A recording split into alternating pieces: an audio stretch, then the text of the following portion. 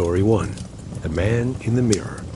It had only been 6 weeks since Ellie had moved into her new apartment. A small, bright studio in the middle of Portland. Top floor. No neighbors above. A big mirror fixed on the wall next to her bed. She didn't pick the mirror. It was already there when she visited. And since she wasn't particularly superstitious, she left it. At first, it was all smooth. She loved her little routine. Coffee in the morning, yoga by the window, late-night movies on her laptop. It felt safe, peaceful, until it didn't. It started on a Tuesday night. Ellie had fallen asleep watching a movie. At around 3:12 a.m., she woke up completely still. Something had disturbed her sleep, but she couldn't tell what. The room was dark, but the streetlight outside gave just enough glow to see her reflection in the mirror across the room. Except, she noticed something odd. She was lying on her side, facing away from the mirror. But in the reflection, she saw her own back. That's not how mirrors work. She sat up fast and blinked. Nothing, just her reflection sitting up, like normal. She told herself she was just groggy, half-dreaming. Sleep paralysis or some weird dream hangover. She laughed it off. But the next night, it happened again. Same time, same feeling. She opened her eyes and saw herself. Already awake, already sitting up in the mirror. But she wasn't sitting. She was lying down. Yet the girl in the mirror looked at her and smiled. Ellie didn't laugh this time. She switched sleeping positions, rearranged the furniture, even covered the mirror with a sheet. But every night, 3:12, wide awake, something watching. She set up her phone to record the room. Maybe it was just sleepwalking, maybe a shadow. The next morning, she checked the footage. Nothing, normal, until minute 42. At exactly 3:12 a.m., the video flickered for a second. One frame glitched, and in that single frozen moment, there was something standing next to her bed. A silhouette, slender, head tilted toward the mirror. She sent the video to her brother, who is a video editor. He checked the metadata, the footage, every frame. His reply? Ellie, this isn't a glitch. The silhouette. It doesn't match your outline. This person is taller, and you were asleep the whole time. She called the police. They came. Searched. Nothing. No signs of forced entry. Nothing unusual. They checked the roof access. Locked. Windows secure. They dismissed it. Probably a prank, they said. She should relax, they said. But she couldn't. She barely slept the next night. And when she did, the dreams got worse. In her dream, the mirror wasn't just reflecting her room. It was another room. Same furniture. Same layout, but twisted. The walls had cracks. The light flickered unnaturally. And in the bed, her. Except it wasn't her. That version of her never blinked. Ellie decided she had enough.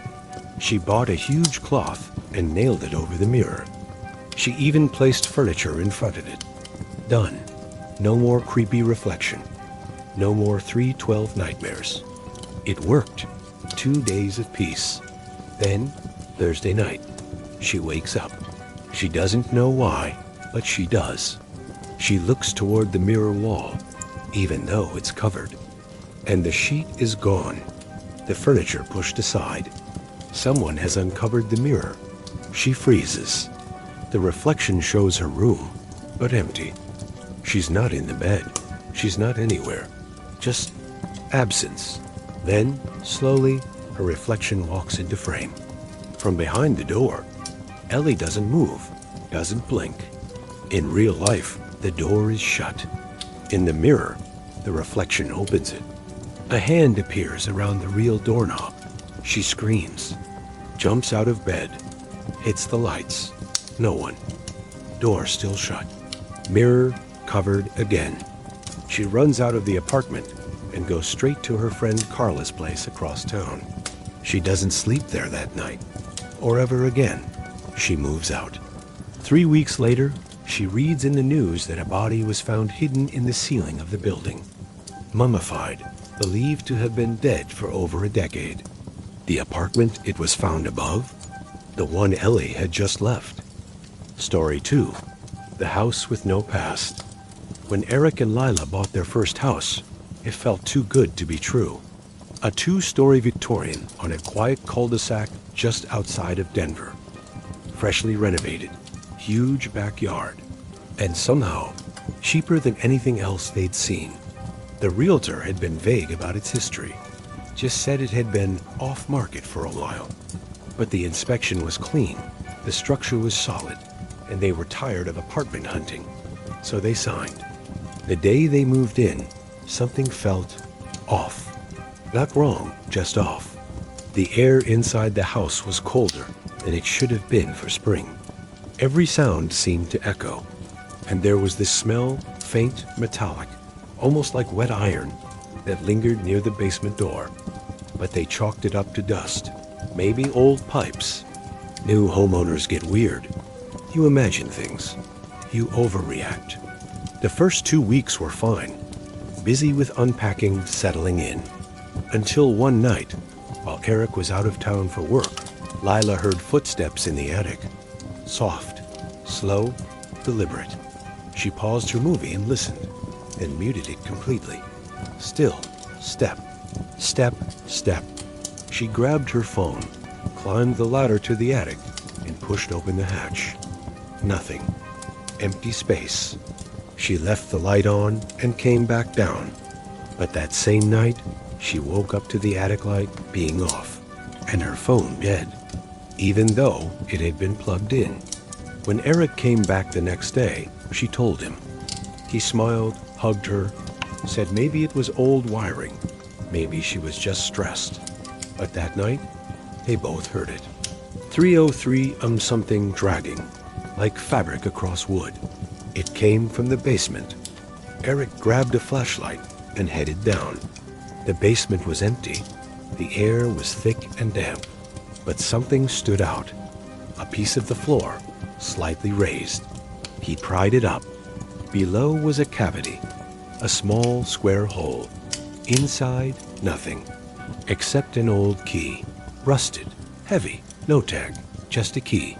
They didn't know what it opened. Every door in the house worked fine. But then, over the next few days, the dreams began. Lila would wake up breathless, soaked in sweat. Always the same dream. A girl standing at the foot of their bed, staring, mouth open, as if screaming, but with no sound. Eric had a different dream. A spiral staircase leading down, into darkness. A woman's voice calling his name from below. Then came the scratches. Inside the walls. Not rats. Bigger. More erratic. They'd start at night and go until dawn. Then silence. One night, they both heard whispering. Actual voices. In the vents. Eric tried recording it. When he played it back, silence. But when he amplified the waveform on his editing software, there was something faint. Get out. Get out. Get out. They called the realtor. She avoided their calls. When Eric finally showed up at her office, she admitted something. The house was originally built in 1902, but burned down in 1931. Everyone inside, a mother, her sister, and her 2 kids, died. No one rebuilt on the land for almost 90 years. The house they bought was new, built in 2020, on the same foundations. No one was told. No one asked. Eric and Lila decided to leave. That night, as they packed, the power cut out. The house went pitch black. Then, the basement door creaked open. No wind. No draft. Just open. Eric grabbed the flashlight. Went down. He didn't come back up. Lila called out, panicked. Silence. Then a whisper from the top of the stairs behind her. He's with us now. She turned. No one there, but the attic hatch was open. She ran out of the house into the night. A neighbor called the cops. They searched for hours. found Eric in the basement, passed out, cold, no injuries. But when he woke up, he didn't speak. He couldn't, for days. When he finally did, he just repeated one sentence, over and over. The house has no past, only memory. They sold it to a development firm. It was bulldozed in March. But sometimes, Lila checks Google Maps, Street View. The house is still there. Perfect, pristine, as if untouched. But they tore it down, right? Story 3, the ride back. Josh didn't usually hitchhike. He had a car, a job, a routine. But this day, everything had gone wrong. Flat tire in the middle of nowhere, phone dead, the sun setting fast over a highway with no shoulder and no signal. He walked for what felt like hours. Then, finally, headlights. A dark green pickup truck slowed down beside him. The driver rolled down the window. Need a ride? The man asked. Late 40s, kind face, trucker hat, a bit of a southern drawl. Josh hesitated, then nodded. Yeah, just to the next town, if you're heading that way. Hop in. The truck smelled of tobacco and something older, like dusty books and rust. The dashboard was cluttered with trinkets. A rosary, a broken compass, a faded photo of a woman holding a baby. Josh didn't ask. They drove in silence for a while. The man introduced himself as Ray. Said he'd been on the road for decades. Always liked helping stranded folks. Something about a man alone on the highway. You just know he needs a break, he said with a grin. Josh smiled, nodded, tried to relax. The road stretched ahead, empty and quiet. But after 20 minutes, something felt off. They hadn't passed a single car, no towns, no signs, just trees, endless trees. Hey, how far is the next town? Josh asked. Ray glanced at him. Oh, it's just up ahead. Not long now. But minutes passed, then more. Still no town. No lights. Josh looked at the dashboard clock. It hadn't moved. 7:13 p.m. Same as when he got in. He pulled out his phone. Still dead. Do you know what time it is? He asked. Ray didn't answer. Just smiled. Time moves different out here, he said. Josh chuckled nervously.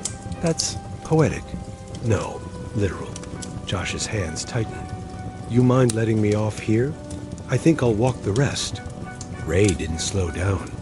Not a good idea. This road, it loops, loops, back on itself. You can walk forever, still end up here. Trust me, best stay in the truck. Josh's heart raced. He stared at the road and saw something that made his stomach twist. A road sign, bent, bullet-ridden. Welcome to Braxton Hollow. But they passed that sign 30 minutes ago. You've been down this road before, Josh whispered. Ray nodded. Every day. Why? Because I didn't let someone go. Once. Josh stared at him. What does that mean? Ray's eyes didn't leave the road. He asked me to stop. I didn't. And now, I drive. That's the deal. With who? You'll see. At that moment, the trees parted slightly, and on the side of the road stood a man. A hitchhiker. Pale, wet clothes, thumb out. Josh turned to Ray. Don't pick him up. Ray didn't respond. Just slowed the truck. Rolled down the window. Need a ride? The man nodded and climbed into the back seat. Josh turned around, but the back seat was empty. He looked back at Ray. There was someone there. Still is. What are you? Josh asked. Ray smiled gently. Just someone who didn't stop the first time. The truck kept driving. The sky never darkened. The clock never moved. Josh's phone never turned back on. Days passed. Or hours. Or none at all. Until one day, Ray pulled over. You can get off here. Josh opened the door, stumbled out. He turned to thank Ray, but the truck was gone. No taillights. No engine. Nothing. He looked around. A rest stop. Lights. People. Civilization. He ran toward it. Found a gas station. Charged his phone. Called a friend. He was safe. He thought. Until months later, when he was driving at night and saw a man on the side of the road. Thumb out. Wet clothes. A look in his eyes that said, "You know me." Josh drove past. Didn't stop. But his phone glitched. The clock froze. The radio whispered. And somewhere in the distance, a green truck drove in circles.